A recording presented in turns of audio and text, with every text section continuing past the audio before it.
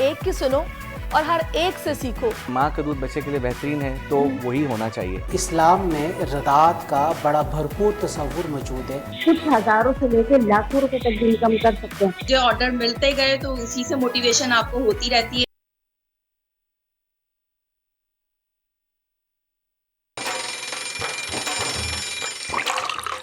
आजकल सबकी ही सुबह आउट ऑफ कंट्रोल है, दुनिया बोल है, पूरी दुनिया बोल है। अस्सलामुअलैकुम नाज़रीन, प्रोग्राम में आपको खुशामदीद कहेंगे। सुबह खैर एंड वेलकम टू दुनिया बोल है। मैं हूं आपकी मेज़बान सहरिश जुहेब। आज भी हम प्रोग्राम का आगाज़ अच्छी बात के साथ करने जा रहे हैं। कहा जाता है कि हर एक की सुनो और हर एक से सीखो, क्योंकि हर कोई सब कुछ नहीं जानता, लेकिन हर एक कुछ ना कुछ ज़रूर जानता है। तो जाहिर है अपना अपना तजुर्बा लाइफ में होता है, तो अच्छी बातें, अच्छे अमल जहाँ से भी सीखने को मिले देर ना करें, क्योंकि अच्छी बात बताना वो सीखने के बाद ये भी एक सदका है। तो फिर आप ये सदका करने के काबिल हो जाते हैं ना, जब आप अच्छी बात सीखते समझते हैं। तो ये आपका जो है ना ज़िंदगी में होना चाहिए कि भाई जहाँ कहीं से कुछ अच्छा मिले उसको फटाफट पकड़ लो, फिर उसको अपनी ज़िंदगी में इम्प्लीमेंट करो। नुकसान कम, फ़ायदा ज़्यादा होता है। इसी अच्छी बात के साथ आगे बढ़ेंगे, शामिल करेंगे आज की बड़ी खबर। कराची में बदतरीन गर्मी से अमवात के बावजूद हुकूमत खामोश। के इलेक्ट्रिक को लगाम न डाली जा सकी। शहर में ताहाल 12-12 घंटे की लोड शेडिंग। ऐसे में क्या हालिया गर्मी की लहर में अमवात की जिम्मेदार के इलेक्ट्रिक ही है? जवाब ढूंढने की कोशिश करेंगे आज के प्रोग्राम में। सिंध में ह्यूमन मिल्क बैंक खुलते ही बंद, लेकिन मामले पर सोशल मीडिया पर छिड़ी बहस बंद होने का नाम नहीं ले रही। आखिर सिंध में इस तरह के इक़दाम की ज़रूरत क्यों पड़ी और हमारा मज़हब इस हवाले से क्या कहता है, ये जानेंगे आज के प्रोग्राम में। स्क्वाश की दुनिया में 3 बहनों की हुक्मरानी। प्योंग जूनियर्स इंटरनेशनल स्क्वाश चैंपियनशिप में महानूर ने चीन, जबकि सहरिश ने मलेशियन हरीफ को शिकस्त दे दी। एशिया के मुश्किल तरीन इवेंट में एक बहन ने सोना तो दूसरी ने चांदी का तमगा नाम कर लिया। फ़ख्रे पाकिस्तान आज होंगी दुनिया बोल है की मेहमान।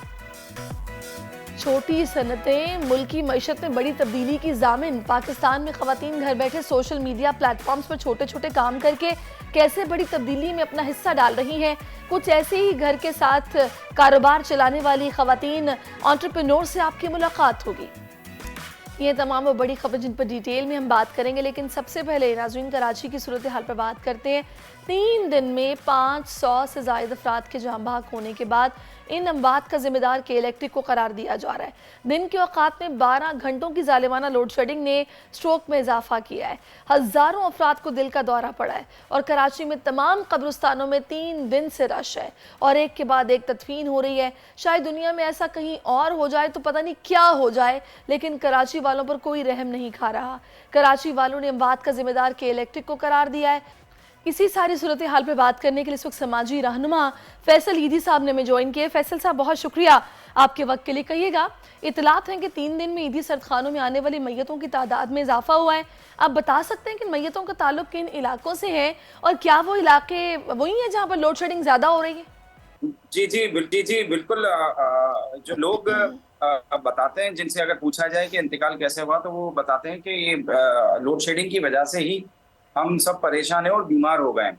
तो फैसल साहब, जब ये मैयतें सर्दखाने आती हैं तो प्रोसीजर क्या होता है? क्या आप लोग भी चेक करते हैं कि मौत की वजह क्या थी?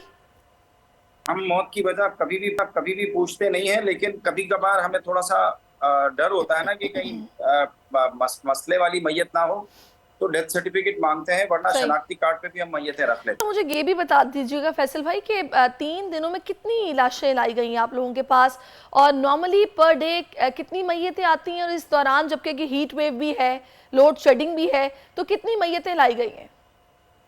असल में हमारे यहाँ अमूमन जो मैयतें आती है ना 30 से 40 के दरमियान होती है। कभी कभी 5-7 बढ़ जाए तो बढ़ जाए, वरना 30 और 40 के दरमियान होती हैं हमारे तीनों सरखानों में।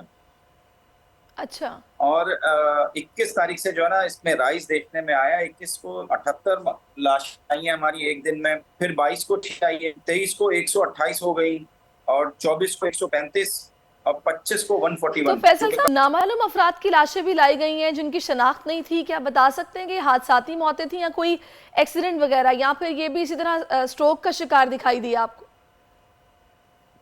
नहीं, एक्सीडेंट वगैरह कम कम ही है। कभी कभार एक्सीडेंट भी आती है इसमें, और कभी कभार ऐसे ही सड़क पे हमें मरे हुए मिलते हैं, वो लेते हैं हम। और एक दिन में दो चार पांच आती हैं अमूमन, लेकिन अब अभी वो जो है ना तकरीबन 10-12 तक आ रही है एक दिन में। तो ये जो लावारिस लाशें आप लोगों के पास आती हैं, इनकी रीजन ऑफ डेथ का कुछ पता चलता है? कोई पोस्टमार्टम वगैरह का प्रोसेस होता है?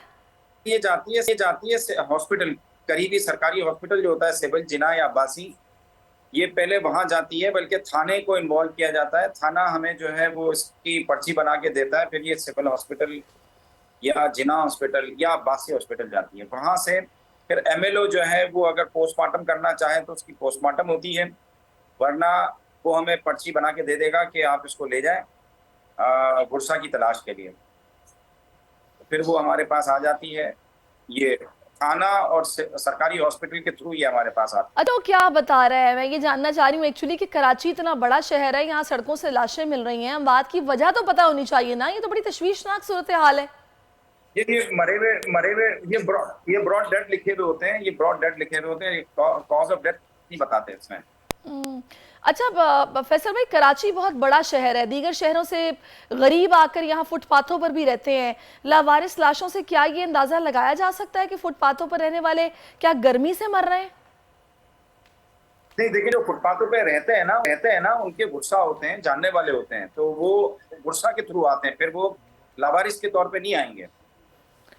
क्योंकि अच्छा। कराची में अब फैमिलियां रहने लगी हैं बहुत सारे इलाकों में, तो इनमें से अगर कोई मरता है तो वो गुरसा के थ्रू आएगा, फिर वो लावारिस की हैसियत से नहीं आएगा। लावारिस की हैसियत से हीरोइन आ सकता है या कोई एक्सीडेंट हो गया वो आ सकता है, जो गुरसा के अच्छा, साथ हीट नहीं स्ट्रोक का जो इदारा है कोई काम कर रहा है? कोई पानी की सबीलें, कोई शरबत की सबीलें वगैरह लगाई गई हैं?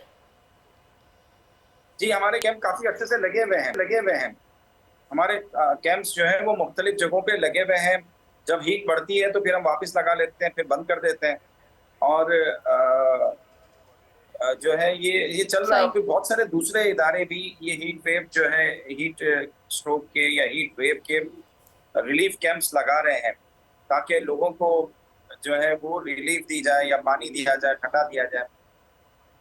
ये चल रहा है सिलसिला, आज भी अभी भी चल रहा है। लेकिन हाँ, लोगों से मैं रिक्वेस्ट ये करूंगा कि वो बाहर ना निकले। दोपहर के जो 3-4 घंटे हैं ना, वो बाहर ना निकले, क्योंकि जो सिंध और बलूचिस्तान के जो गर्म इलाके हैं उनमें मार्केटें बंद हो जाती हैं। दोपहर को लोग बाहर नहीं निकलते हैं, वहाँ पे रिवायती है, मार्केटें भी बंद हो जाती हैं, मार्केट वाले भी चले जाते हैं, लोग भी चले जाते हैं। तो आम लोगों के लिए कराची में भी यही तदबीर अपनानी होगी कि वो दोपहर 11-12 बजे से लेके 2 से 3 या 4 बजे तक जो है ना 3-4 घंटे जो है ना वो बाहर ना निकले, क्योंकि ये एक्सट्रीम हीट होती है और ये नुकसानदेह साबित होती है। इसमें एकदम से डिहाइड्रेशन हो जाती है, और डिहाइड्रेशन में नमकियात की कमी होती है, जो बिल्कुल कहा कि दोपहर के औकात में बेहतर है बगैर वजह के घर से ना निकला जाए, क्योंकि आजकल गर्मी बहुत ज़्यादा है।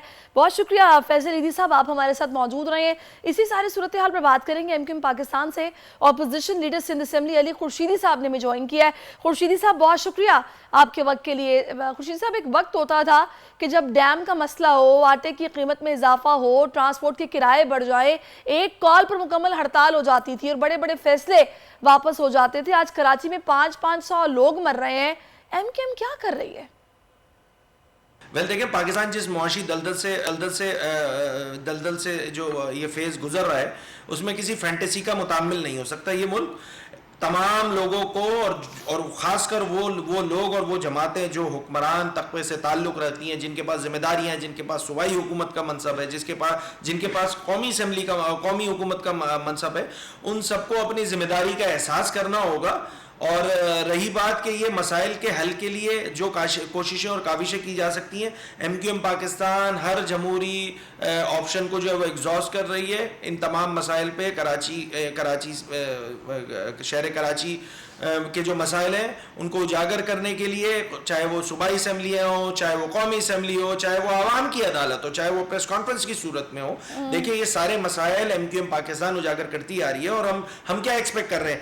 हम एक्सपेक्ट ये कर रहे हैं कि शहर कराची के जो नोआ पड़ा जा रहा है हमारी जानिब से शहर कराची का, इन कराची वालों की दादरसी के लिए बड़ी जमातें अपना किरदार अदा करेंगी, हुकूमतें अपना किरदार अदा करेंगी।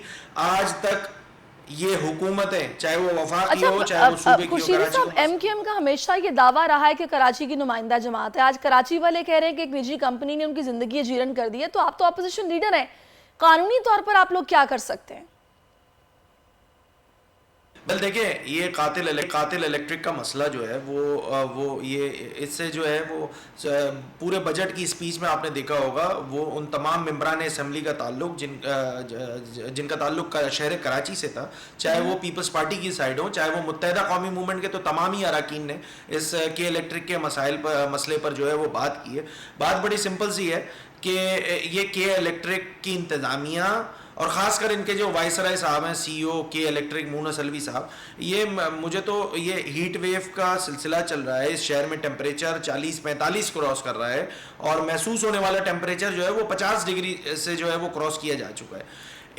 इस मसले के बिजली की तरसील के निज़ाम के लिए ऑल्टरनेट ऑप्शंस लाने के लिए ये जिम्मेदारी अब सूबाई हुकूमत पर भी आती है कि वो ऐसे ऑल्टरनेट ऑप्शंस प्रोवाइड करे। एमक्यूएम पाकिस्तान जो है इन मसाइल को भरपूर अंदाज से जो है वो ना सिर्फ असेंबलियों में उठा रही है, आवाम में जा रही है, कौमी असेंबली में भी इस पर भरपूर अंदाज से बात की गई। एमक्यूएम मैंने जैसे आपको पहले बताया, जितने भी तमाम डेमोक्रेटिक हमारे पास ऑप्शन है, हम उसको एग्जॉस्ट कर रहे हैं। हम हर जगह पे जा रहे हैं, हम हर फोरम पे बात कर रहे हैं और हम चाहेंगे कि ये शहर वैसे ही बड़ा परेशानी का शिकार है। यहाँ पानी मौजूद नहीं है, यहाँ इंफ्रास्ट्रक्चर मौजूद नहीं है और उस पर मरे पे 100 दुर है कि यहाँ पर जो है बिजली के निज़ाम में जो इन्होंने बदमाशी लगाई हुई है, इसको खत्म करने की जरूरत है। सीरियसनेस का मुजाहरा वज़ीर-ए-आज़म पाकिस्तान से बदतरीन लोड शेडिंग तक एमक्यूएम पाकिस्तान का कोई बड़ा एहतजाज या ऐवान के अंदर कोई बड़ा काम हमें नजर नहीं आ रहा। गली महलों के एहतजाज से आगे कोई बात नहीं हुई है। तो आपके दोस्त आफाक अहमद और जमात इस्लामी इस पर ज्यादा मुतहरिक दिखाई दे रहे हैं, हमें तो ये लग रहा है। ये आपका पॉइंट ऑफ व्यू हो सकता है। नहीं जनाब, हमने कराची के मुख्तलिफ इलाकों में इस पर एहतजाज भी किया है, आवाम के साथ एहतजाज भी किया है और अगर उनके पॉइंट ऑफ व्यू से कराची वालों के मसले हल हो गए हैं तो फिर आपकी बात बिल्कुल ठीक है। ये वो कहते हैं ना, चीप पब्लिसिटी के लिए इस तरह के स्टंट किए जाना। नहीं जनाब, हम शहर कराची का मुकदमा जो देखिए, पाकिस्तान में एक जमहूरी निज़ाम है और यहाँ पे असम्बलियाँ मौजूद हैं जहाँ पर इन मसाइल के हल के लिए जो है वो बात की जाती है, इन मसाइल को उजागर करने के लिए बात की जाती है। एमक्यूएम एग्जैक्टली वही काम कर रही है, चाहे वो सूबाई असेंबलियां हो, चाहे वो कौमी असेंबलियां हो। एमक्यूएम कराची शहर का मुकदमा भरपूर अंदाज से, और मेरी तो बजट स्पीच में भी मैंने के इलेक्ट्रिक पे जो है वो बड़ी तफसीली गुफ्तगू की है, उससे बड़ा क्लियर हो जाना चाहिए कि एमक्यूएम पाकिस्तान का मौक़िफ़ क्या है इस कि इलेक्ट्रिक अच्छा, खुर्शीद फकीर का एक वक्त ये भी था कि एमक्यूएम का हर रुकने असेंबली, हत्ता के वजीर भी इस बात का पाबंद था कि हफ्ते में 2 दिन वो गलियों और महलों और पार्कों में शहरियों की शिकायत सुनते थे। तो आज वो माहौल हमें दिखाई नहीं दे रहा। अवामी शिकायत के लिए कुछ सेल बनाएंगे आप लोग? मेरे ख्याल से आपके पास बिल्कुल इंफॉर्मेशन जो है वो करेक्ट नहीं है। हमारे मरकजी ऑफिस में भी एक शिकायती सेल मौजूद है और मैं बहैसियत अपोजिशन लीडर, मैं MPA मुंतखब हुआ हूँ औरंगी टाउन से, तो मैं अपने औरंगी टाउन की आवाम के साथ ऑन डेली बेसिस बैठता हूँ। भाई ये हमारी जिम्मेदारियों में शामिल है। ये मुत्तहिदा कौमी मूवमेंट पाकिस्तान की क़यादत, कारकुन से लेकर क़यादत तक, ये तमाम आवाम में बैठने वाले हम ये भी देख रहे हैं खुर्शीदी साहब कि एमक्यूएम वज़ीर-ए-आज़म से शिकायत करती है लेकिन सुनवाई फिर भी नहीं होती है। यही मामला सिंध में है, तो आखिर अवाम किससे उम्मीद लगाएं वो अब? देखें, ये शहर कराची की आवाम को भी देखना होगा कि कौन उनसे ज़्यादा मुखलिस है और कौन उनसे मुखलिस नहीं है। ये बड़ी गोल्डन अपॉर्चुनिटी है इन तमाम बड़ी सियासी जमातों के लिए कि वो इसमें अपने बड़ेपन, देखिए सिर्फ नंबर, आदाद और शुमार से काउंट करके जमातें बड़ी नहीं होती। उनका पॉइंट ऑफ व्यू, उनकी डिलीवरी करने का स्टाइल, उनका लोगों को फैसिलिटेट करने का स्टाइल ये बताता है कि वो कितनी बड़ी जमातें। शहर कराची देखिए, एमक्यूएम की नहीं सुनी जा रही है, मैं इस पॉइंट ऑफ व्यू से ही इख्तलाफ करता हूँ। भाई शहर कराची की नहीं सुनी जा रही है। शहर कराची में जो लोगों पे मसाइल हैं, अगर वो हल नहीं हो रहे हैं तो इसमें कराची वालों की नहीं सुनी जा रही है। हम बहैसियत नुमाइंदा जमात शहरी बात बस इतनी सी है कि आप लोग खुद को की नुमाइंदा जमात कहते हैं, तो लिहाजा कराची वालों को आप लोगों से बड़ी उम्मीदें हैं। तो हो सके तो उनके लिए कुछ ऑन सीरियस बेसिस आप लोग करें। बहुत शुक्रिया आपके वक्त के लिए अली खुर्शीदी साहब, आप हमारे साथ मौजूद रहे। नाज़रीन, प्रोग्राम में एक ब्रेक शामिल करते हैं, ब्रेक के बाद वापस आते हैं। Keep watching us. आजकल सबकी ही सुबह आउट ऑफ कंट्रोल है, दुनिया बोल है, दुनिया बोल है। वेलकम बैक नाजरीन। जून में KMC के ज़ेर इंतज़ाम कब्रिस्तानों में तदफीन के जो अदाद-ओ-शुमार हैं वो जारी कर दिए गए हैं। बड़े होशरुबा अदाद-ओ-शुमार हैं। बताया जा रहा है कि ज़्यादातर तदफीन गर्मी के शिकार अफराद की हुई है और ईदी के सर्दखानों और दीगर सर्दखानों में भी मामूल से ज़्यादा लाशें लाई गई हैं। KMC हुकाम के मुताबिक जून में ज़्यादातर अमवात हीट वेव से हुई हैं और जून के पहले हफ्ते में 430 अफराद मुख्तलिफ कब्रिस्तानों में मदफून किए गए हैं। इससे आप अंदाज़ा लगा लें गर्मी कितनी शदीद है और जो लोग बेचारे कमज़ोर हैं, जो नहीं बर्दाश्त कर पा रहे, वो जान से जा रहे हैं। जून के दूसरे हफ्ते में अमवात मज़ीद बढ़कर 459 पर पहुंच गई है। इस वक्त चीफ मेट्रोलॉजिस्ट सरदार सरफराज साहब ने हमें ज्वाइन किया है, उनको हम प्रोग्राम में खुशामदीद कहेंगे। सरदार साहब, ये तीसरा चौथा दिन है कि मैं हर टीवी चैनल पर देख रही हूँ कि जी बारिश की पेशगोई है, आज कराची में बारिश होने जा रही है, लेकिन कल थोड़ी सी आंधी चली है, बारिश नहीं हुई है। आज भी यही खबर है कि जी बारिश होने जा रही है, तो ये आखिर कब होगी बारिश? बहुत शुक्रिया। देखिए, कल के लिए तो खैर पेशन कोई बारिश की नहीं थी। गुज़श्ता कल के लिए आंधी वांधी वही जो आपने कहा, जैसे बहुत दूर से गुजरे हैं थंडर सेल्स उधर से ना, कह लें जामशोरो डिस्ट्रिक्ट से बेसिकली। तो जाहिर है वो जब थंडर सेल्स आपके एरिया के शुमाल से जनूब से कहीं से गुजरे तो कुछ उसके नतीजे में आंधी वांधी चलती है, जैसे कल चली। आज कुछ इम्कान है कि ख़ासकर मुज़ाफ़ाती इलाकों में तो है शाम को इम्कान। आफ्टरनून में 3-4 बजे के बाद कुछ बिल्डअप होगा, जब हीटिंग वीटिंग के बाद तो फिर चांसेस हैं। उससे पहले चूँकि उधर थरपारकर, बदीन और ठट्ठा वगैरह पूरे कराची में, या फिर कराची की मैं बात स्पेसिफिकली फ़िलहाल तो कर रही हूँ, पूरे कराची में शायद ना हो, लेकिन कराची के मुज़ाफ़ाती इलाकों में तो चांसेस ज़्यादा हैं। मुज़ाफ़ाती इलाके नाज़रीन को बताएं ना कौन से हैं? देखिए, उसमें जो जैसे उस तरफ गुलशन हदीद का इलाका है और मतलब ठट्ठा की तरफ से बेसिकली उधर से एक तरह से अप्रोच करेगा ना सिस्टम, घारो वारो हो गया और फिर आपका ये हो गया, और इस तरफ से जो जामशोरो डिस्ट्रिक्ट से सेल नीचे उतरते हैं ना, तो उसमें बैरियर टाउन से होते हुए फिर आपका गडाब और हब का इलाका, गडाब और रंगी टाउन हो गया, सुरजानी हो गया, और इस तरह से दूसरे जो मतलब कराची के जो शुमाली और शुमाल मशरकी पट्टी है ना, इसमें ज़्यादा इम्कान है। अच्छा, शुमाल मशरकी पट्टी में ज़्यादा इम्कान है। अच्छा, मुझे ये बताइएगा, अभी हम ये देख रहे हैं कि हीट वेव की वजह से बड़ी अमवात हो रही हैं कराची में।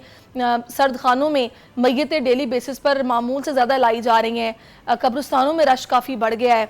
तो ये जो गर्मी की लहर है, इस हल्की फुल्की बारिश के बाद कुछ इसमें कमी वाक़ई होगी या फिर हब्स का वही माहौल होगा जो पहले था? देखिए, हब्स तो इसी तरह रहेगा, वो तो जुलाई के शुरू होने तक ऑलमोस्ट इसी तरह की कंडीशंस रहेंगी, इसलिए कि सी ब्रीज आपने नोट किया ना कि उस लो प्रेशर एरिया की वजह से जो कराची के जनूब सरदार साहब 3 दिन तो रह गए हैं जून ख़त्म होने में, जुलाई शुरू होने में। हाँ, तो ये गर्मी मतलब आज भी गर्म दिन ही गुजरेगा, 39 तक टेम्परेचर आज भी पहुंचेगा, और फिर अगले 2 दिन बाद यानी जून के एंड तक ऐसे लग रहा है कि इसी तरह का मौसम रहेगा, गर्म और मरतूब मौसम ही होगा। गो के जो 42 तक टेम्परेचर तो उसमें तो कमी आएगी, उसमें कल से कमी आना शुरू हुई है और आज और भी कम 1 डिग्री। सही, चले आखिर में मुझे बस ये बता दें कि आज शाम को जो आपने कहा है कि हल्की फुल्की बारिश हो सकती है मुज़ाफ़ाती इलाकों में, बूंदाबांदी होगी या फिर वाकई में उसको बारिश कहा जाए? कुछ इलाकों में बूंदाबांदी और कुछ इलाकों में हल्की बारिश। सही, बस इतना ही जी। ठीक है, बहुत शुक्रिया सरदार साहब, आप हमारे साथ मौजूद रहें। अल्लाह करे आज ऐसा हो जाए, क्योंकि बहुत शदीद है और ऐसे में लोड शेडिंग भी हो रही है। तो बारिश अगर होती है तो जी अच्छी बारिश हो जाए कि जिससे ना शहरियों के चेहरे खिल उठें, कुछ समोसों पकौड़ों की दुकानों पर रश भी बढ़ जाएगा, लोग मौसम को एंजॉय करेंगे। इस गर्मी के आलम में ना एक ताज़ा हवा का झोंका बहुत ज़रूरी हो गया है इस वक्त। तो अभी हम आगे बढ़ने वाले हैं, एक और अच्छी खबर है इन्हीं पॉजिटिव बातों के साथ। इन दिनों 3 बहनों ने स्क्वॉश के मैदान में पाकिस्तान का नाम रोशन करते हुए खूब धूम मचाई हुई है। दुनिया बोल है में हम पहले भी इन बहनों से आपकी मुलाकात करवा चुके हैं, लेकिन अब भी तीनों ने नए टाइटल अपने नाम करते हुए मुल्क का नाम रोशन किया है। तो खेल के मैदान में इतने बेहतरीन टैलेंट की जितनी कदर की जाए वो यकीनन कम है। इस वक्त महविश अली, सहरिश अली और मानूर अली तीनों मुझे ज्वाइन कर चुकी हैं। आप तीनों को मैं शो में वेलकम करती हूँ और मेनी मेनी कॉन्ग्रेचुलेशंस। माशाल्लाह, क्या बात है आपकी, यही कसम खा ली आप तीनों ने कि हमने हर इवेंट में मेडल लेके आना है। क्या कहेंगी आप? सबसे पहले मैं महविश आपकी तरफ आती हूँ।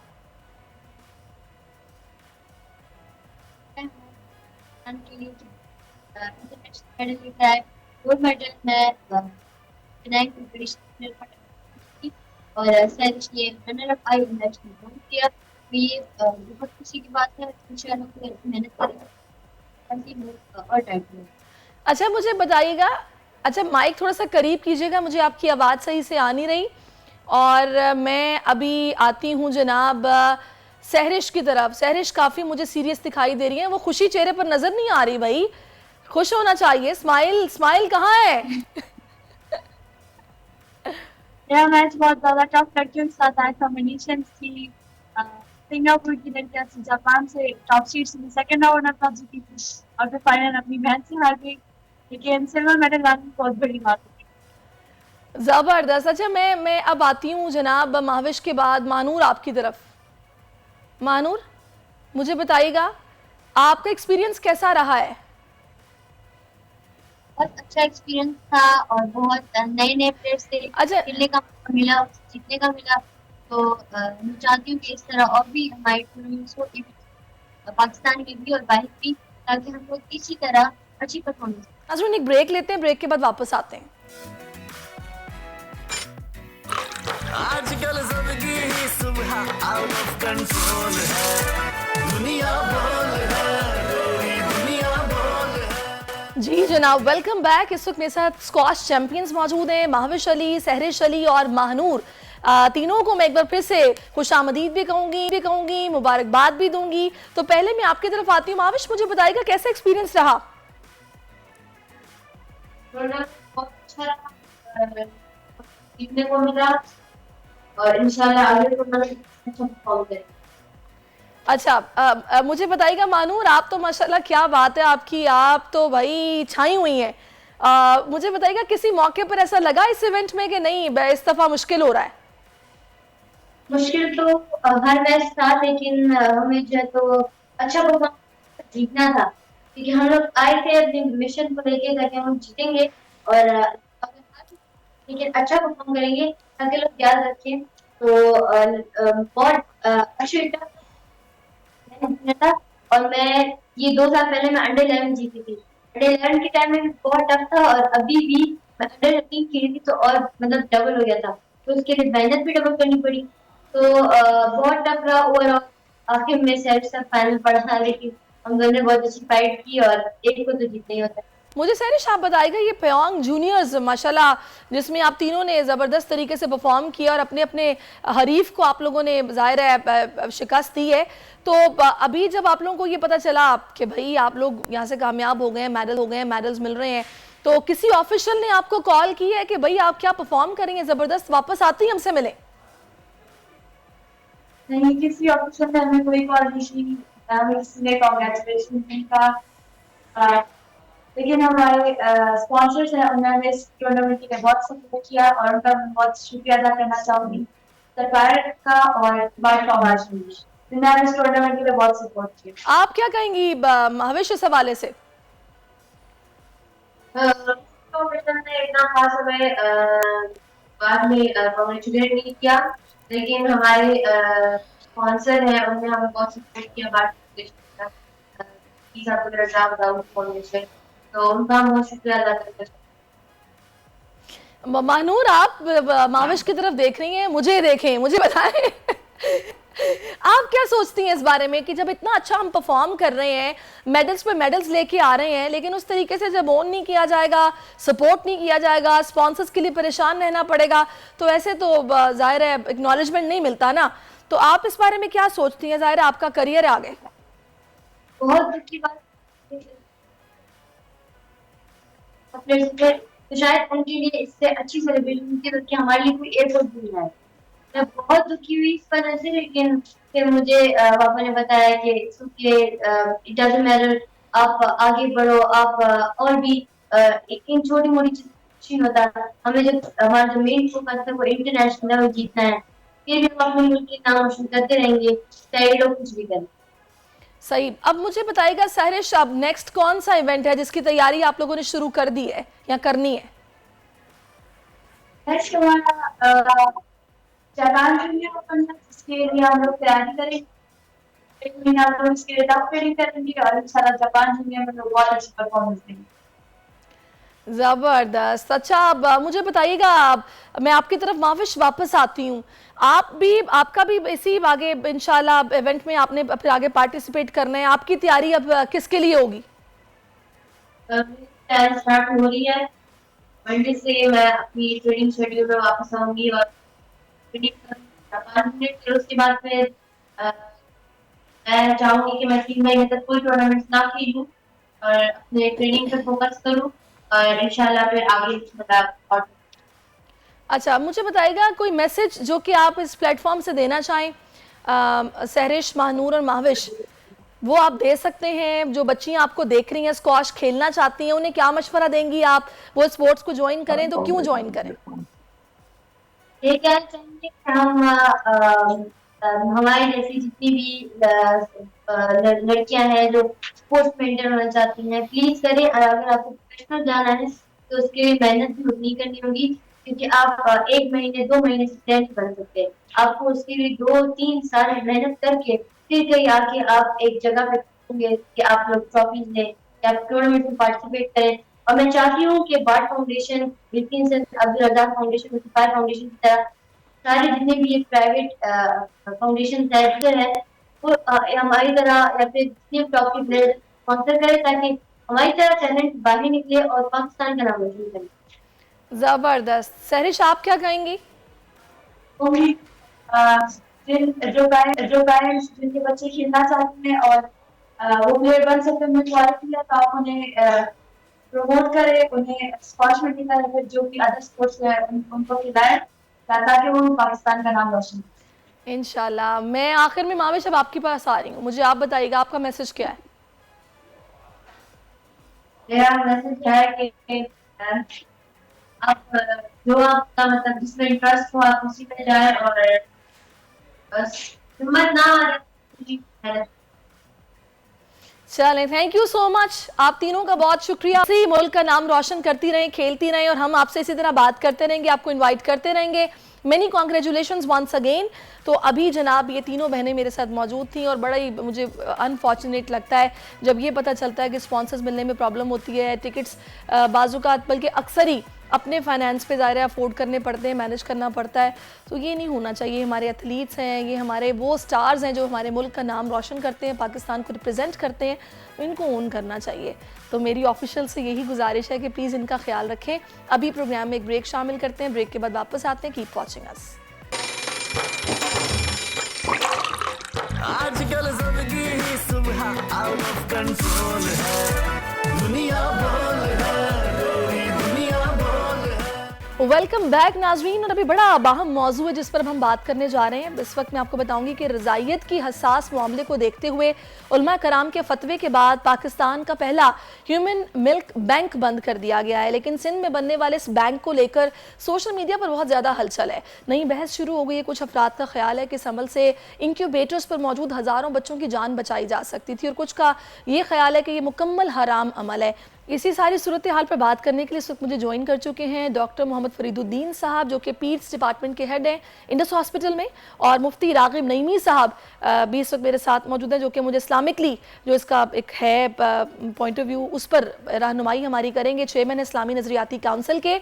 आप दोनों का बहुत शुक्रिया। सबसे पहले तो मैं आपकी तरफ आती हूँ डॉक्टर साहब। इसकी इम्पोर्टेंस पे मैं पहले बात करना चाह रही हूँ, क्योंकि जहाँ तक मेरा नॉलेज है, कहा जाता है कि जो माँ का दूध होता है वो बच्चे के लिए उससे बेहतर कोई चीज़ ही नहीं है, ख़ास तौर पर नौमौलूद बच्चों के लिए या फिर वो जो कि प्री मैच्योर पैदा होते हैं। तो अभी ये बैंक खुला लेकिन बंद हो गया अनफॉर्चुनेटली। उसकी वजूहात पर तो हम बाद में बात करेंगे, लेकिन इसकी इम्पोर्टेंस कितनी है इस पर ज़रा मुझे थोड़ा सा बताइएगा। अस्सलाम वालेकुम। सबसे पहले तो बहुत बहुत शुक्रिया कि आपने मुझे इधर मदऊ किया। देखिए, 2-3 बातें हैं। ये तो जो आप कह रहे हैं कि जी कि इम्पॉर्टेंस है, इम्पॉर्टेंस वाली बात तो बहुत बाद में आती है। पहली बात तो ये कि सबसे पहली बात ये कि हमें कुरान हमें क्या चीज़ कहते हैं, और जब अल्लाह ताला ने ख़ुद कुरान के अंदर फरमा दिया कि जी के और माएँ बच्चों को अपना 2 साल तक के दूध पिलाएँ, तो फिर बात ही ख़त्म हो जाती है।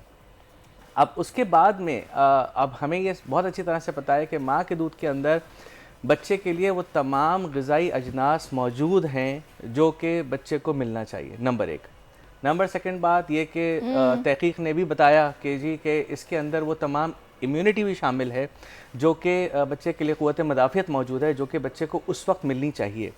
और इसीलिए ये कि उसको कहा भी गया है और हम सब भी हम उसको प्रमोट करते हैं। सही। अच्छा, वेरी सॉरी, मैं आपको थोड़ा सा यहाँ पर रोकूंगी। ये मैंने थोड़ा सा इस पर बात ज़रूर की है कि लोगों को उसका पता चले, एक अब यानी कि बेसिक बात तो ये है। उसके बाद मैं अब ये भी सोचने पर मजबूर हूँ कि ह्यूमन मिल्क बैंक पाकिस्तान में बना भी तो इतने अरसे के बाद, अब के 74 साल हो गए पाकिस्तान को बने हुए, अब ज़रूरत पेश आई कि ऐसा एक बैंक होना चाहिए, यानी शायद अब हमने तरक्की कर ली है या हम थोड़े से बाशऊर हो गए हैं, क्या वजह हुई कि हमें ज़रूरत पेश आई कि बने। और अब जब ये बन गया है तो इसमें क्या वो क्राइटेरिया था कि जिसकी बुनियाद पर नौज़ायदा या नौमौलूद बच्चों को फैसिलिटेट किया जाता? देखिए, अब तक कि क्यों नहीं बना, ये एक बहुत एक मुख्तलिफ बात है। इसमें बहुत सारी चीज़ें शामिल हैं, जिसके अंदर बहुत सारी बातें मैं शायद इस वक्त एक मीडिया में मैं नहीं कह सकता। लेकिन ये चीज़ को उसको समझेगा कि बच्चे के लिए, चूँकि हमने ये बात कर ली है कि माँ का दूध बच्चे के लिए बेहतरीन है, तो वही होना चाहिए, नंबर एक। नंबर दूसरी बात ये कि अब जितने भी इस वक्त और दूध मौजूद हैं जो कि बाज़ार के अंदर शामिल, एक डब्बे वाले दूध कह लीजिए, ठीक है। एक बात याद रखिएगा कि पहली बात तो ये कि जो भी डब्बे के अंदर जो भी दूध हैं वो एक दूध नहीं है, ठीक है। वो केमिकल्स हैं, वो एक इंजीनियर्ड एक जो मिल्क है जो कि बच्चे के लिए देखकर और या तमाम चीज़ों के लिए बनाया गया। लेकिन कुछ भी कर लें, उसके अंदर वो अफादियत नहीं आ सकती जो कि माँ के दूध के अंदर है, एक बात। अब दूसरी एक और जो कि ज़रूरी बात है, और वो ये कि ये इस बैंक का क़याम, या इसको जो भी आप कह लीजिए जिस तरह से भी, कि ये इसके अफादियत सिर्फ यही है कि बच्चे को माँ का और एक जो ह्यूमन मिल्क ही मिले, वही बच्चे के लिए बेहतरीन है, ठीक है। अच्छा, लेकिन इसमें ये होता है, मैं मुफ्ती साहब की तरफ भी जाऊंगी, कि जब माँ डायरेक्टली बच्चे को ब्रेस्ट फीड कराती है तो उसकी तो बात ही और होती है कि उसमें मैंने सुना है कि बच्चे का इम्यून सिस्टम भी उसमें बूस्ट करता है और एक सिग्नल्स मिलते हैं जो कि उसकी दिमागी नशोनुमा के लिए बड़े ज़रूरी होते हैं। माँ और बच्चे का कनेक्शन बड़ा मजबूत होता है, तो ये चीज़ तो है, वो तो उससे बेहतर ही कुछ नहीं है। लेकिन जब इस दूध को प्रिजर्व किया जाता होगा तो ज़ाहिर है उसकी न्यूट्रिशन उतनी तो नहीं रहती होगी, लेकिन एटलीस्ट डब्बे के दूध से बेहतर होता होगा, ऐसा ही है? नहीं, इसमें मैं आपको थोड़ा सा बताऊं कि वो काफ़ी हद तक के वही रहता है। हाँ ठीक है, वो शायद जज्बात वो आप ट्रांसफ़र नहीं कर पाते जो कि होने चाहिए थे, लेकिन जाहिर सी बात है कि एक वो बच्चा, अच्छा देखें एक बात को ये भी समझ लीजिए, ऐसा नहीं है कि ये जो कि इसको ये कि जो बनाया गया वो सिर्फ इसलिए बनाया गया कि जी कि वो 2 साल तक के बच्चा ये कि जब वो पीता रहे, ऐसा नहीं है। ये उन बच्चों के लिए है जो कि नौज़ायदा भी हैं और जो कि वक्त से पहले पैदा हुए हैं, जिनको हम प्री मैच्योर कहा जाता है, ठीक है। और जो बच्चे अभी इस वक्त न्यूट्रिशन की जिनको ज़रूरत है, जिनको इंक्यूबेटर्स के अंदर मौजूद हैं, ये एज ए ट्रीटमेंट के तौर पर बिल्कुल, यानी एज ए मेडिसिन काम करेगा उस बच्चे के लिए, ठीक है। अच्छा, मैं मुफ्ती साहब अब आपकी तरफ आती हूँ, क्योंकि जाहिर है मैं ऐसी बहुत सारी ख़वातीन को जानती हूँ जो इस बात पर कभी बड़ी परेशान होती हैं कि हम भी ये चाहते थे कि अपने बच्चे को माँ का दूध दे सकें, लेकिन कुदरती तौर पे कुछ ऐसा अमल हुआ कि हमें नहीं उस तरह से दूध उतरा कि हम बच्चे को पिला पाते। तो इसमें अब आप बताएंगे शरई तौर पर या इस्लामिकली क्या हुक्म है अगर किसी बच्चे को इस तरह फैसिलिटेट किया जा रहा है जो कि इंक्यूबेटर में है, अल्लाह ना करे अगर उसकी माँ मर गई है और उसको ये चीज़ मिल रही है, तो इसमें क्या मुज़ायका है, क्या कहेंगे आप? जी मुफ्ती साहब। बिस्मिल्लाहिर्रहमानिर्रहीम। देखिए हमें, जी मैं अर्ज़ कर रहा हूँ जी, देखिए हमें इस पूरे मामले को बड़ी गहराई के साथ जायज़ा लेने की ज़रूरत है। कुरान करीम में बिल्कुल वाज़ेह तौर पे माओं को ये हुक्म दिया गया कि वो अपने बच्चों को दूध पिलाएं 2 साल की उम्र तक। उसके बाद हम ख़ित्ता अरब की एक रवायत भी देखते हैं जहाँ पर बच्चों को उन माओं के हवाले कर दिया जाता था जिनका ताल्लुक़ देहाती इलाके से होता था, ओपन माहौल में अपने बच्चों की परवरिश करवाते थे और उनकी रदाई माएँ उनको दूध पिलाया करती थी। ख़ुद नबी करीम सल्लल्लाहु अलैहि वसल्लम ने हज़रत हलीमा सादिया का दूध नोश फरमाया और आपको उनके हवाले किया गया उस उम्र में जिसमें दूध बच्चे के लिए इंतहाई अहम होता है। ये बात तो बिल्कुल वाज़ेह है कि इस्लाम में रदात का बड़ा भरपूर तसव्वुर मौजूद है। फिर उसके साथ साथ इस्लाम में रदात के हवाले से अहकामात भी हैं और उसमें सबसे बड़ा हुक्म यह है कि जिस तरह विलादत के साथ मुख्तलिफ़ रिश्ते कायम हो जाते हैं, माँ का रिश्ता कायम होता है, बाप का रिश्ता कायम होता है, बहन भाइयों का, चचा का, खाला का, बिल्कुल इसी तरीके से रदात के साथ भी रिश्ते कायम हो जाते हैं।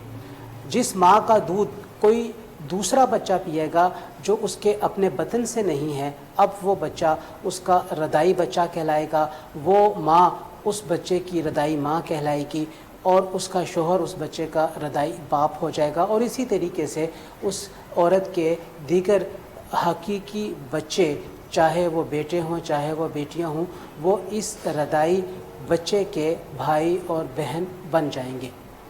ये इतना वसी तसव्वुर है इन रिश्तों के बारे में, और इन रिश्तों की हुर्मत को फिर कायम रखना इंतहाई अहम हो जाता है कि किसी भी तरीके से आइंदा आने वाले वक्त में किसी भी रदाई बच्चे का निकाह उसके रदाई वालिदा के किसी भी बच्चे के साथ नहीं हो सकता। जब हम बात करते हैं ह्यूमन मिल्क बैंक की, शीरे मादिर के बैंक की, तो फिर अमूमी तौर पे जहन में तसव्वुर ये आता है कि जिस तरह ब्लड बैंक है जहाँ से हर बंदा आके खून जमा करवा देता है, खून की कलेक्शन की जाती है, ये मालूम नहीं होता कि यह खून किस आदमी का है, और उसके बाद फिर उस खून को आगे फ़रोख्त कर दिया जाता है। तो सबसे बड़ी बात जो यहाँ पे बयान की जाती है कि इस तरह के ह्यूमन मिल्क बैंक के अंदर जो ख़रीदो फ़रोख्त की जाएगी दूध की, शीरे मादर की, वो शरई तौर पे जायज़ नहीं है। मजमा फ़िक़्ह अल इस्लामी ने जद्दा में 10 साल पहले अपनी रूलिंग के अंदर इस बात को वजाहत के साथ बयान कर दिया कि बच्चों के माओं के दूध की ख़रीदो फ़रोख्त गैर शरई है, नाजायज़ है। एक बात। दूसरी बात ये, जब भी इस किस्म का बैंक कायम होगा, और हम देखते हैं यूरोप के अंदर है, इंडिया के अंदर है, दीगर ममालिक में भी इस किस्म के बैंक कायम हैं, जहाँ पे वो बच्चे जो कि इनक्यूबेटर में रखे गए हैं या जिनकी माएँ इंतकाल कर गई हैं और उन्हें ज़रूरी है कि माओं का दूध पिलाया जाए, इंसानी वजूद का दूध उनके बतन में उतारा जाए। अब उसके लिए वो प्रॉपर रिकॉर्ड मेंटेन किया जाना इंतहाई ज़रूरी हो जाएगा, जिसकी बुनियाद पे इन रिश्तों की हुर्मत को बरकरार रखा जा सके और इन रिश्तों की पामाली ना हो। हम मगरिब में देखते हैं, मशरिक़ में देखते हैं, जहाँ कहीं भी इस तरह के बैंक कायम है वहाँ पे किसी किस्म का ऐसा रिकॉर्ड नहीं है पता चल जाए कि ये बोतल में जो 1 पाव दूध है ये किस माँ का है और किस बच्चे को दिया जा रहा अच्छा, है। इसमें मैं चाहूँगी इसके लिए बाकायदा मैकेनिज्म बनाने की ज़रूरत होगी। मैकेनिज्म बनाने की ज़रूरत होगी। मुझे मुफ्ती साहब थोड़ा सा इस पर बताइएगा कि हम ये भी देखते हैं कि बाज़ुकात हम शराब को भी देखते हैं कि बतौर दवा भी इस्तेमाल किया जाता है, और ये कहा जाता है कि जहाँ पर जान पर बात आ जाए वहाँ पर फिर हराम चीज़ को भी इस्तेमाल करना जो है वो जायज़ हो जाता है। तो ऐसे में अगर दवा के तौर पर इस्तेमाल हो रहा है और बच्चे की कंडीशन ऐसी है कि उसके लिए ज़रूरी है बहुत, तो उसमें भी फिर क्या आप कह रहे हैं कि ये जी मना है कि नहीं हो सकता?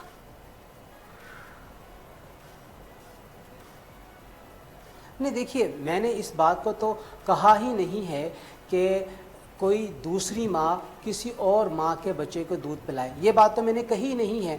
मैं तो इस बात को अर्ज़ कर रहा हूँ कि जहाँ कहीं पर भी ब्लड बैंक की तरह दूध को इकट्ठा किया जाएगा और उसको बग़ैर तस्दीक के और उसको बग़ैर लिखत पढ़त के आगे मुंतकिल किया जाएगा, उसकी वजह से रदात की बिना पर हुर्मत वाले रिश्ते कायम होंगे, जिनकी आगे आने वाले वक्त में पामाली अगर होती है तो वो कहीं पर भी हम उसको, मैं समझ गई आपकी बात। आप ये कह रहे हैं कि इसका प्रॉपर मैकेनिज्म होना चाहिए जो इस तरह का हो कि जिस बच्चे को दूध दिया जा रहा है उसको ये पता हो कि उसकी रिदाई माँ कौन है, उसकी रिदाई बहन भाई कौन है, तो फिर वो उस दूध को इस्तेमाल कर सकता है। ये तरीकाकार गलत है कि पता ही नहीं कि किस माँ का दूध और किस बच्चे को दिया जा रहा है, ऐसा ही। अच्छा, फिर इसमें हाँ जी, ये बड़ी अहम, आपने इस बात को अंडरस्टैंड कर रहे हैं, बड़ी अहम चीज़ इसमें फिर हम देखिए, जो हमारी इस्लामी दरियाती कौंसिल है 2013 और 14 में इजलास नंबर 193 के अंदर जो पहली हमारी इसके ऊपर रूलिंग या जजमेंट आई है कि शीरे मादिर के हवाले से कायम होने वाले बैंक्स को रोका जाए, इसकी इजाज़त ना दी जाए। देखिए, दूध पिलाने का अमल रदाई वालिदा का प्राइवेट लेवल के ऊपर होता है, ख़ानदानों के अंदर जहाँ पे कोई एक ख़ातून दौरान ज़च की इंतकाल कर जाती है, उसके बच्चे को कोई और माँ जिसके जिसके यहाँ दूध मौजूद है, बच्चा छोटा मौजूद है, वो उस बच्चे को अडॉप्ट कर लेती है, दूध पिलाया जाता है। हम इसको इनकार नहीं कर रहे हैं, हम तो कह रहे हैं बिल्कुल, मैं मुफ्ती साहब आपका पॉइंट समझ गई हूं। जरिए से बच्चे की जान बच जाएगी, लेकिन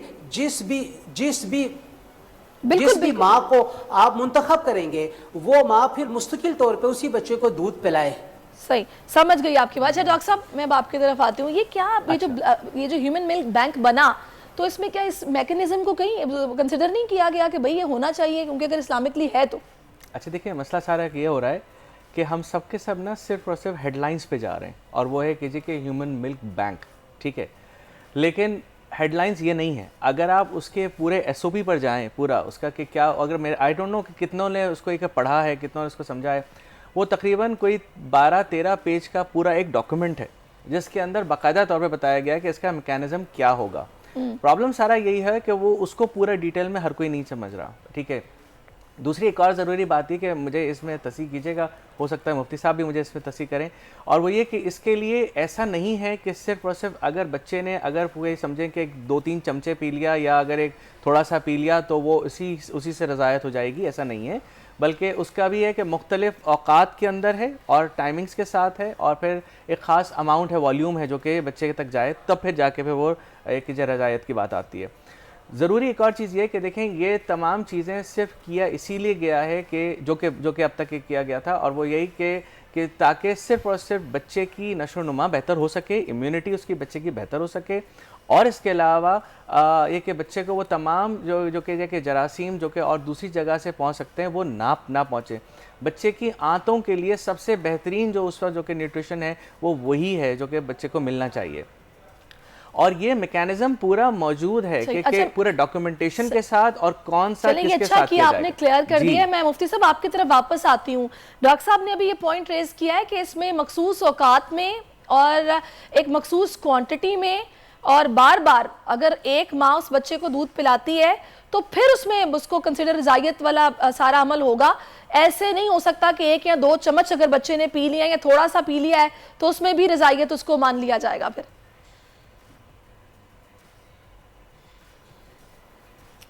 देखिए, हदीस मुबारक में बड़े वजाहत के साथ चुस्की का जिक्र आता है कि जब बच्चा इतनी चुस्की ले चाहे वो एक ही दफ़ा में हो, जो उसके पेट में जाके उसके वजूद का हिस्सा बन जाए, तो उससे हुर्मत रदात साबित हो जाती है। हम इसमें यह बात नहीं देखते कि उसने 2 माह पिलाया है, उसने सुबह और शाम पिलाया है, उसने 4 माह पिलाया है। बात यहाँ पे चुस्की की आती है। हदीस के अल्फाज हैं अलमस्सतु वलमस्सतान, यानी 1 चुस्की या 2 चुस्की। आप इसको बढ़ा लें, आप इसमें इतना इजाफा कर लें कि एक दफ़ा में जब वो पी लेता है और उसका और एक अच्छा वॉल्यूम आ जाता है, तो उससे फिर उसकी चाहे एक ही दफ़ा पिया है तो उससे हुर्मत रदात साबित हो जाएगी। ये बात तो बिल्कुल वाज़ेह है, इसमें कोई दूसरी राय शरीयत के एतबार से नहीं बनती है। हाँ, मैं जो बात अर्ज़ कर रहा था कि इसमें ये जिस तरीके से इसको इस तरीके से लिया गया है जिस तरह के ब्लड बैंक के अंदर खून जमा करवाया जाता है, लोग इसको इसी तरीके से कंसीव कर रहे हैं। मुझे नहीं मालूम कि जो वो 12-13 सफ़े का डॉक्यूमेंट है वो क्या है। वो तो ये है कि अगर इनकी तरफ से इस्लामी ज़ाती कौंसिल को वो सारा का सारा डॉक्यूमेंट भिजवाया जाए तो हम उसको अपने एजेंडे के ऊपर ला के उसको हम देख सकते हैं, उसके हवाले से बातचीत कर सकते हैं, और जो हमारी इसके ऊपर राय है उसको हम देख सकते हैं कि हम उसकी राय को किस तरीके से कंसीव करते हैं। लेकिन यहाँ पे बात यह है कि अभी तक इस्लामी निज़ाती कौंसिल के अंदर ना तो सिंध गवर्नमेंट की तरफ से और ना ही किसी सेहत के अदारे की तरफ से हमें किसी भी किस्म का ऐसा कल तक की तारीख में कोई डॉक्यूमेंट मौसूल हुआ जिसमें हमसे इस बारे में राय ली हो। लेकिन हम चूँकि अहम मामला था, हमने जो हमारा रिसर्च विंग है कौंसिल का, हमने उसमें इस के ऊपर काम शुरू करवा दिया हुआ है, जो उसके मुख्तलिफ आस्पेक्ट और मुख्तलिफ पहलुओं के ऊपर जायज़ा लेगा और अपने आइंदा आने वाले इजलास के अंदर इसको पेश करेगा। सही, चलिए आइंदा आने वाले इजलास में सूरत हाल जो है वो उस पर ज़ाहिर है इस पर अभी फ़िलहाल भी गौर किया जा रहा है और मेकनिज़म पर भी बात हो रही है। तो मैं लास्टली आपसे ये जानना चाहूँगी डॉक्टर साहब कि इसमें कुछ ख़वातीन जो कि आज फैशन में मैंने ये देखा कि कोशिश भी करती हैं कि बच्चों को इस चीज़ से महरूम रखा जाए, और वर्किंग वुमेन होती हैं, नहीं मैनेज कर पाती, जितनी जल्दी हो उनको डब्बे के दूध पर डाल देती हैं, जो कि बड़ी गलत सी एक ट्रेंड हमें नज़र आ रहा है जो सेट हो गया। ये कितना गलत है? हम जब अपने मेडिकल स्कूल में थे तो उस वक्त हमें एक ये चीज़ सिखाई जाती थी, बताई जाती थी कि देखें ये कि गाय का दूध होता है बछड़े के लिए और इंसान का दूध होता है इंसान के बच्चे के लिए। डब्बे के दूध को पीने वाला तो फिर डब्बा ही निकलेगा, ठीक है। तो बात सारी ये है कि इससे आप ये सिर्फ अगर आप देख लें, और इसमें मुख्तलिफ स्टडीज़ हैं, ये मेरा वो नहीं है, ये अभी से नहीं, पिछले 50 साल से भी स्टडीज़ हो रही हैं जिसके अंदर कंपैरिजन किया गया कि वो बच्चे जो कि ह्यूमन मिल्क कंज्यूम कर रहे थे और वो बच्चे जो कि डब्बे का दूध कंज्यूम कर रहे थे, उनकी जहनी नशोनुमा में कितना डिफरेंस है। और इसके अलावा ये भी चीज़ कीजिए कि वो इम्यूनिटी वाइज कितने स्ट्रॉन्ग हैं, उनकी जो वो फिज़िकल एबिलिटीज़ उनकी क्या रहती हैं आगे चलकर। अभी की बात नहीं कर रहा हूँ मैं, आगे चलकर 40-50 साल के बाद में भी उनकी शरियानों के अंदर, उनके दिमागी नशोनुमा के अंदर, उनके दिल पे क्या क्या असरात हैं, वो सारे के सारी चीज़ें वो सब उस वक्त से कि जैसे शुरू हो जाता है जब से बच्चा ये कि पैदा होता है और ये कि वो ह्यूमन मिल्क कंज्यूम करता है। तो बात ये कि ये तो तमाम चीज़ों के लिए है। अब इसमें जो कि कहा जाता है कि देखें, इसमें माँ का दूध पीने वाले बच्चे का तो जो मैंने बताया आपको सारी बातें हैं, इसमें माँ को खुद बहुत ज़्यादा फ़ायदा है, ठीक है। और ये कि वो आगे चलकर उनको खुद पता है कि जी कि इसकी वजह से बहुत सारे कैंसर से वो एक जो प्रिवेंट कर जाती हैं। और सबसे बढ़कर इससे जो है वो बच्चे के वालिद को भी फ़ायदा है। और वो ये कि वो सबसे ज़्यादा तो बात ये भी तो सोचे कि वो जेब खर्च पे कितना वो असर कर रहा है, ठीक है। एक डब्बा इस वक्त जो है वो जो लोग ले रहे हैं उनको अच्छी तरह से अंदाज़ा है कि 1000 रुपये से लेकर तकरीबन 2500-3000 हज़ार रुपये तक के जा रहा है, ठीक है। अब आप सोचें कि एक बच्चा अगर एक जो डब्बा को अगर 4 से 5 दिन के अंदर अगर वो कंज्यूम कर रहा है तो पूरे महीने के अंदर वो अगर ये कि समझें कि 5 डब्बे भी अगर वो कंज्यूम करता है तो सोच लीजिए कि आराम से उसके जैसे 15-18 हज़ार। फिर इसके अलावा बॉटल का ख़र्चा अलग है, पानी का ख़र्चा अलग है, और इसके अलावा फिर उसकी वजह से बीमारियों का ख़र्चा अलग है। तो ये सोचें ये कोई एक चीज़ नहीं है। और हम जैसे मुल्क जिसके अंदर हम रहते हैं, जहाँ पर वैसे ही हमारे पास इतने ज़्यादा एक माशी एक प्रॉब्लम्स हैं, इतने ज़्यादा इश्यूज़ आ रहे हैं, हर चीज़ के दाम इतने बढ़े हुए हैं, तो सोचने वाली बात है कि ये सब कुछ, और फिर इसके अलावा ये सब कुछ इंपोर्ट हो रहा है। ऐसा नहीं हो रहा कि ये आपके अपने मुल्क में बन रहा है। ये इससे सोचेंगे मुल्क को कितना नुकसान होता है कि जब आप बाहर से आप कोई चीज़ आप लेते हैं आप एक उसके बाद में आपका ज़र मुबादला आपका कितना ज़्यादा खर्च होता है।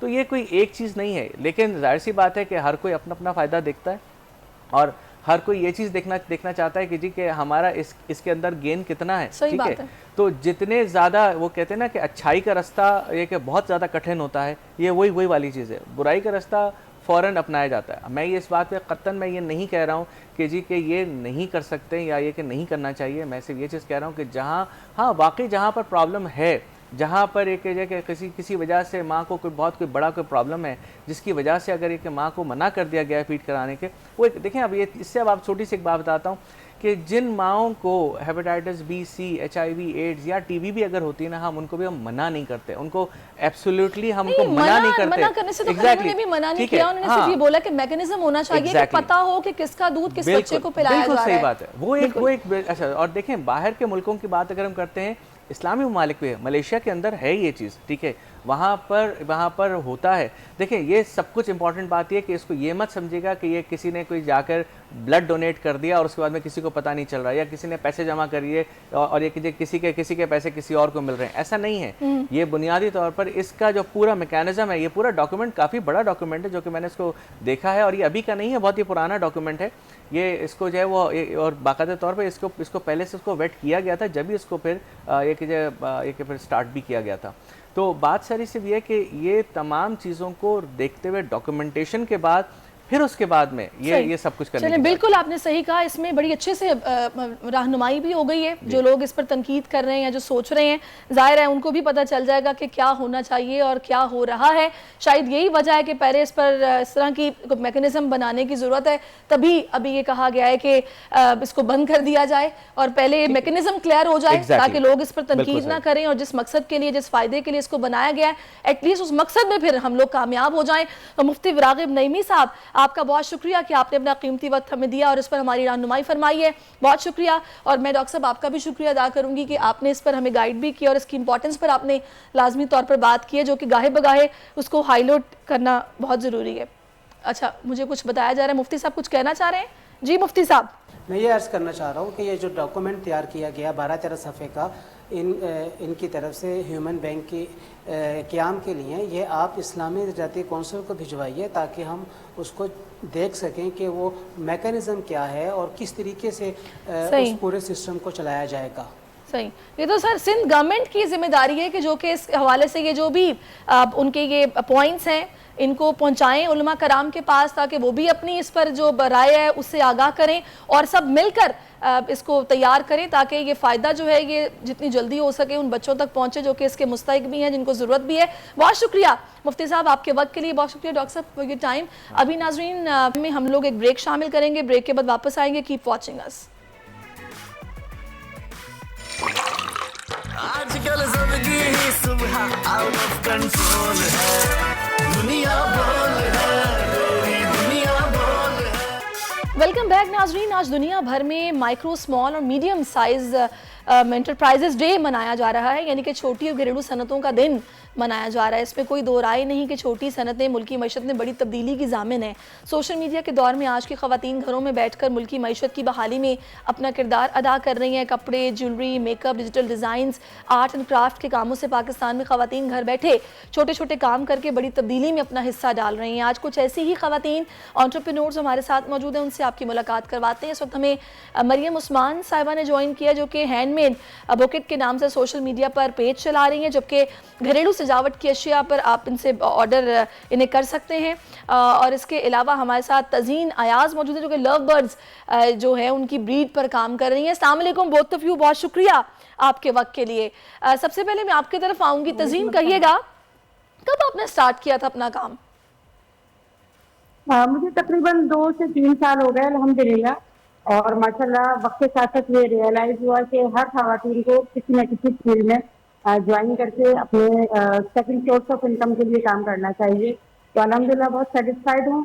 हाँ, कुछ एक मुल्क के मसाइल की वजह से, महंगाई की वजह से थोड़ा सा काम डिस्टर्बेंस है, लेकिन अल्हम्दुलिल्लाह फ्यूचर के लिए बहुत अच्छा काम है और घर बैठे खवातीन के लिए इससे बेहतर मुझे लगता है कि काम नहीं। अच्छा तज़ीन, सही, ज़बरदस्त, ये तो बड़ा अच्छा इनिशिएटिव है जो आपने लिया और माशाल्लाह आप कामयाब भी हैं। अप्स एंड डाउन्स तो जाहिर है आते रहते हैं। मैं चाहूँगी थोड़ा सा आप अपने उल्टे हाथ पे हो जाएं ताकि आप middle of the camera frame आ जाएं। अच्छा, मैं मरियम आपकी तरफ आती हूँ। बताइएगा मरियम, आपने कब शुरू किया काम और आपको कैसा रिस्पॉन्स मिला फिर? जी मुझे 8 साल हो गए हैं काम करते हुए और माशाल्लाह से बहुत अच्छा रिस्पांस है। शुरू में तो मुझे सिर्फ कराची में ऑर्डर्स मिलते थे, मगर अब माशाल्लाह से पूरे मुल्क में ऑर्डर्स मिलते हैं। होम डेकोर का काम है मेरा। अच्छा मरियम, जब आपने शुरू किया तो इस पहले से ही मतलब आपका शौक तो यकीनन होगा हैंडमेड बुकेस का, लेकिन जब आपको ज़रूरत पेश आई कि नहीं मुझे अब इसको इस लेवल पर करना है कि इससे अर्निंग हो सके, वो कब सिचुएशन बनी थी? मतलब वो कौन सा टर्निंग पॉइंट था?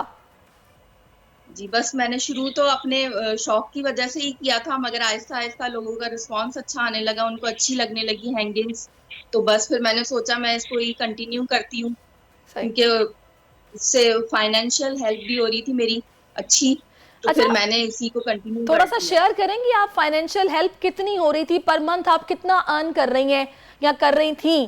क्योंकि वो लोग जो कि आपको देख रहे हैं इस वक्त और वो भी करना चाहते हैं तो उनको इससे मोटिवेशन मिलेगी। स्टार्टिंग में तो कम थी मेरी अर्निंग, 15,000 तक थी, मगर अब 30-40 और उससे आगे भी फिर हो जाती है मेरी अर्निंग। जबरदस्त। अच्छा, मैं अब तज़ीन आपकी तरफ आऊंगी। आप मुझे बताइएगा, ये लव बर्ड से तो लोग बहुत प्यार करते हैं, ओके वैसे मुझे तो परिंदे बिल्कुल भी पिंजरे में अच्छे नहीं लगते हैं, ये तो उड़ते हुए अच्छे लगते हैं, दरख्तों पे बैठे हुए अच्छे लगते हैं, लेकिन जाहिर है जिन लोगों को घरों में रखने का शौक होता है वो ये खरीदते भी और महंगे से महंगा भी खरीदते हैं।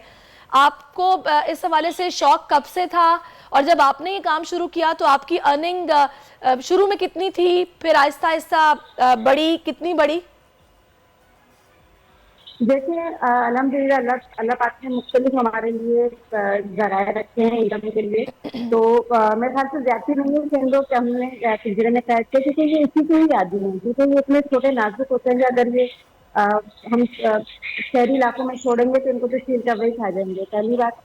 और दूसरी बात ये है कि ये एक बेहतरीन बिजनेस है। जिस तरह से महंगाई बढ़ती जा रही है दिन ब दिन, और ये एक तो स्टेज कम लेते हैं, इसमें 1500 से लेके अनलिमिटेड लाखों रुपए तक का प्लान सही। होता है। आप अपने बजट के हिसाब से, अपनी स्टेज के हिसाब से आप मैनेज करके एक बेहतरीन खवातीन स्टेज जो है वो घर में कारोबार शुरू कर सकती हैं। और ये सिर्फ खवातीन के लिए नहीं, जो स्टूडेंट्स होते हैं वो अपनी फीसेज वगैरह दे सकते हैं, सही। या रिटायरमेंट बुजुर्ग हजरात नहीं, होते हैं लेकिन मैंने ये सुना है कि बड़ा एक्सपेंसिव होता है ये। आप मतलब ज़ाहिर है इनको पालना और इनकी ब्रीडिंग एक ख़ास माहौल में इनको रखना पड़ता है, और फिर ही ज़ाहिर है आप इसकी ब्रीडिंग करा सकते हैं। तो फिर आपका तो मंथली इस पे एक्सपेंस भी अच्छा खासा आता होगा।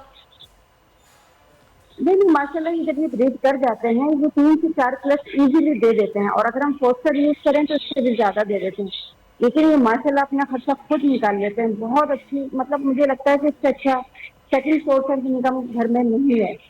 बस ये है कि आपको फैसला सही लेना है, जज्बात में आके बहुत ज्यादा ओवर इन्वेस्ट नहीं करना है। सबसे पहले आपको 2 से 3 साल आपको एक्सपीरियंस लेना है, फिर उसके बाद ये माशाल्लाह आपको कभी भी मायूस नहीं करते। और इसमें मुख्तलिफ डिफरेंट वैरायटी है, इसमें नॉइजी बर्ड भी हैं, और बगैर शोर शराबे वाले जो जैसे जावाज है उनकी इतनी ज्यादा साउंड वगैरह नहीं है, तो बहुत इजीली आप घर में इसको रख सही। सकते हैं। अच्छा, मुझे बताइएगा जब आपने ये स्टार्ट किया तो अर्निंग क्या थी, और अब माशाल्लाह कितना अर्न कर लेती हैं आप? देखिए डिपेंड करता है कि आपने कितनी इसमें इन्वेस्टमेंट किए। आप जो है वो कुछ हजारों से लेकर लाखों रुपए तक भी इनकम कर सकते हैं, वो आपकी इन्वेस्टमेंट के ऊपर होती है। सपोज कि मैंने एक अगर 40,000 रुपए का पेयर लिया, उसका इजीली बच्चा अगर 10,000 रुपए का भी चला जाता है, तो फर्स्ट प्लस में इनकी इनकम बिल्कुल जो है जो आपने इन्वेस्ट की होती है वो बिल्कुल निकल जाती है। इसके बाद दाने पानी का आप जो है खर्चा, आप उनको मुख्तलिफ चीज देते हैं, इनको घर में स्टॉक फूड देते हैं। और फिर खवातीन माशाल्लाह क्योंकि किचन से रिलेटेड होती हैं, तो वो बहुत सारे काम किचन से यूज करके वेजिटेबल ले लेती हैं अपने किचन से, मुख्तलिफ किस्म की चीजें लेके अपने एक्सपेंसिव नीचे ले जाती हैं। मैं कहती हूँ कि मर्दों के मुकाबले में खवातीन वो बेहतर तौर पे काम कर सकती हैं, और उनके लिए बेहतरीन जराया है कि उनको अपने पर्सनल जो उनके जो इश्यूज होते हैं, उनके पर्सनल जो अखराजात होते हैं वो इजीली से मैनेज। बिल्कुल। और दूसरा तज़ीन, बल्कि मरियम मैं आपसे ये जानूंगी, जो आपकी स्ट्रेंथ है ज़ाहिर आप उसी पे काम करते हैं, जो आपको पता हो कि आपके पास ये स्किल है और आप इससे अर्न करने की सलाहियत रखते हैं, तो फिर आप उसी पे मेहनत भी करते हैं, अपना वक्त भी लगाते हैं। तो अब आपको मायूसी तो नहीं हुई दरमियान में कि शायद ये नहीं चलेगा, मैं गलत कोशिश कर रही हूँ? आपने खुद को मोटिवेट कैसे रखा? नहीं, बस मुझे ऑर्डर मिलते गए तो उसी से मोटिवेशन आपको होती रहती है। लोग आपके काम को पसंद कर रहे हो और आपको बाकायदगी से ऑर्डर्स मिल रहे हो, तो लेकिन बस पता है उसी से मार्केट में मोटिवेशन कंपटीशन भी मरियम बहुत है, लोग भी अब ज़ाहिर है एक्सक्लूसिव चीज को पसंद करते हैं, वरना बुके तो ज़ाहिर है और भी लोग दे रहे होंगे, लेकिन ऑर्डर उसी को मिलेगा जिसका काम कुछ मुनफरिद होगा। जी जी, जब मैंने काम स्टार्ट किया था तो बहुत कम लोग थे उसमें जो मैं चीजें बनाती हूँ। अब कंपटीशन बढ़ गया है, मगर फिर भी माशाल्लाह से ऑर्डर्स मिलते हैं। अच्छा, काम लोग पसंद करते हैं। अच्छा, मैं आपकी तरफ आती हूँ तज़ीन, आप मुझे बताइएगा कि आपने फिर किस तरह खुद को मोटिवेट रखा? जाहिर है बर्ड्स तो फिर एक जाहिर है बर्ड लवर्स ही लेंगे, ये जाहिर है कोई ख़ास ओकेजन नहीं होता। जिस तरह मरियम तो खैर आपको पता है कि किसी की बर्थडे आ गई, किसी की शादी आ गई, कोई ख़ास इवेंट आ गया, तो ये फूलों की ज़रूरत तो पड़ती रहती है। तो लव बर्ड्स भी इसी तरह सेल होते रहते हैं या फिर इसके लिए इंतज़ार करना पड़ता है, वो ख़ास सीज़न होता है या मखसूस लोग ही लेंगे इनको? देखिए एक चेन बन जाती है आपके पास जब ब्रीडिंग आती है। देखो किसी को किसी एडल्ट चीज की जरूरत है, किसी को वैसे हमारा जो सीजन होता है वो तकरीबन मार्च अप्रैल में जब हमारे पास ब्रीड आ जाती है। हमारे जो बॉक्सेस लगते हैं यानी कि ब्रीडिंग सीजन जो है वो तकरीबन अक्टूबर नवंबर से स्टार्ट होता है, और हमारे पास दिसंबर से जनवरी के दरमियान जो है वो फर्स्ट बैच यानी पहला जो बैच होता है इनका वो आना शुरू हो जाता है। उसके बाद कस्टमर की रिक्वायरमेंट होती है कि वो अगर पट्टे लेते हैं यानी बच्चे लेते हैं, वो अपना स्टार्ट करना चाहे, फार्म स्टार्ट करना चाहे, तो वो फिर फर्स्ट क्लास के बच्चे बाइंड करते हैं। उसके बाद जो है कि जैसे जैसे उनको जरूरत होती है, जैसे सेकंड क्लास, फर्स्ट क्लास के प्राइस थोड़े ज्यादा होते हैं बर्ड के, इसके बाद में कैसे छोटे सेकंड क्लास आता है, फिर थर्ड क्लास आता है, इस तरह करके वक्त के साथ साथ किसी को एडल्ट भी आए हुए, खुदा न खास्ता किसी का बर्ड एक्सपायर हो गया तो उसका पेयर अप करने के लिए इनको तो पूरे साल में माशाल्लाह काम चलता रहता है, लेकिन इसका जो सीजन है बाइंग का वो जुलाई के बाद से शुरू हो जाता है। हमारे असल में मुल्की हालात की वजह से, माशी परेशानी की वजह से लोग जो है इस वक्त बहुत अनसेफ अपने आप को सिक्योर कर रहे हैं। पेट्रोल की प्राइसेस इतनी ज़्यादा बढ़ गई है, बिजली के इस कदर अखराजात बढ़ गए हैं तो हर चीज़ का असर हर कारोबार पर है, जिसकी वजह से लोग बहुत परेशान है। लॉकडाउन में भी हुआ कि आजकल लोग हिम्मत हार गए, उनमें हौसला नहीं था, लेकिन ये असल में काम जो है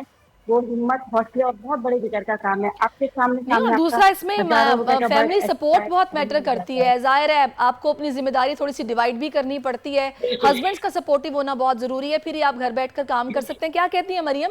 आपके प्रोग्राम जी बिल्कुल, इस मामले में तो मेरे हस्बैंड ने बहुत सपोर्ट की है मुझे, इसीलिए मैंने काम कंटिन्यू किया है। 8 साल से मैं माशाल्लाह कर रही हूँ बच्चों के साथ, तो हस्बैंड का सपोर्टिंग होना बहुत जरूरी है। बिल्कुल। क्या कहती हैं आप कुछ कहना चाह रही थी तज़ीन? हाँ जी जी बिल्कुल, मैं कहूँगी फैमिली सपोर्ट बहुत ज़्यादा जरूरी है। देखिए स्पेशली खवातीन तो आपको पता है कि बहुत जवाबदेह होती हैं, वो इसीलिए तो उनको बहुत सारी चीज़ें देखनी होती हैं, उनको बच्चे देखने होते हैं, घर की फैमिली सब चीज़ें देखनी होती हैं।